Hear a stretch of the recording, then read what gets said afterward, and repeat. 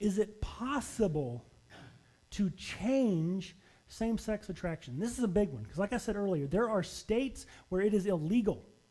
If you even try, fines, I don't know, jail time, I don't know what the punishments are, but where they say you cannot, they call it conversion therapy, different things, whatever they call it, and it's not pray away the gay, right? There's places where they just teach that. You know, well, if you just believe enough and pray hard enough, well, I don't know, maybe Jesus will change you, maybe he won't. Right? Because we all have experiences where we have a struggle, we have a sin, we have a desire, and we say, Lord, take it away, please. And does he always? No. Why would they be different? Right? But is it possible? Is it possible? It actually is. We have kind of three little lines of evidence to show that it is. First off, we actually have a 2,000-year-old reference to this change in 1 Corinthians 6. Whenever Paul mentions homosexuality as a sin, and what does he say following that? And such were some of you, past tense. You were that, now you're not.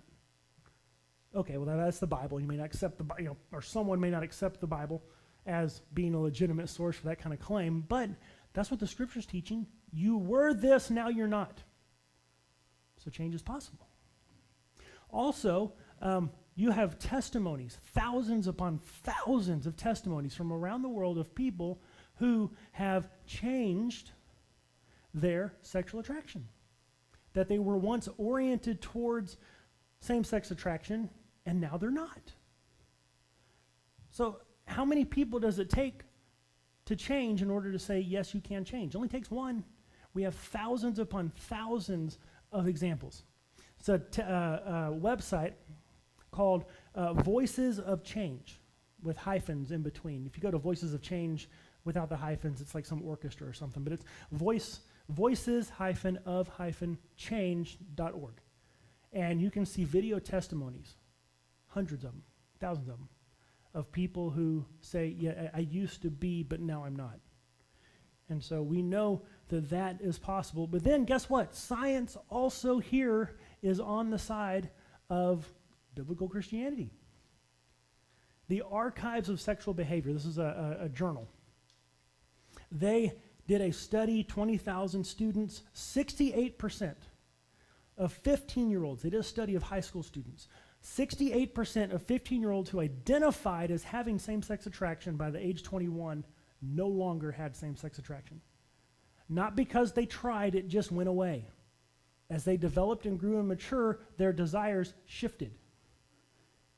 That same magazine did another study of over 2,500 adults over a course of 10 years.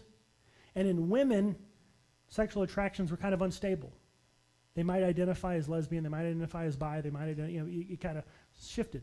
But here's one thing they've always discovered, that whenever change occurs, it occurs going from homosexual to heterosexual. People don't change from heterosexual into homosexual. Anytime the shift happens, it happens as the same-sex attraction fades and they take on opposite-sex attraction. A study by Harvard Medical School, well known as that conservative Christian bastion of, right, truth? No. Harvard Medical School did a study of about 200 young adults, and 68% of women and 50% of men reported changes in their sexual attraction. It's fluid. They know it's fluid. The experts, the psychologists, the scientists, they know it changes. They know it does, but popular kind of talking points aren't going to reflect that. Now here's one thing you need to understand. It's not easy. This isn't a matter of, hey, stop doing that. Oh, okay, here, let me just stop being attracted to people of the same sex. No, it's not easy. And not everyone is going to succeed. Kind of if you think about it a little more in terms of, I'm not sure how direct this parallel is, but like addiction. Right, there's some people who are alcoholics who they, go through some rehab, kind of give it up and move on with life. And there's other people that just for the rest of their life, they are just struggling against wanting that drink.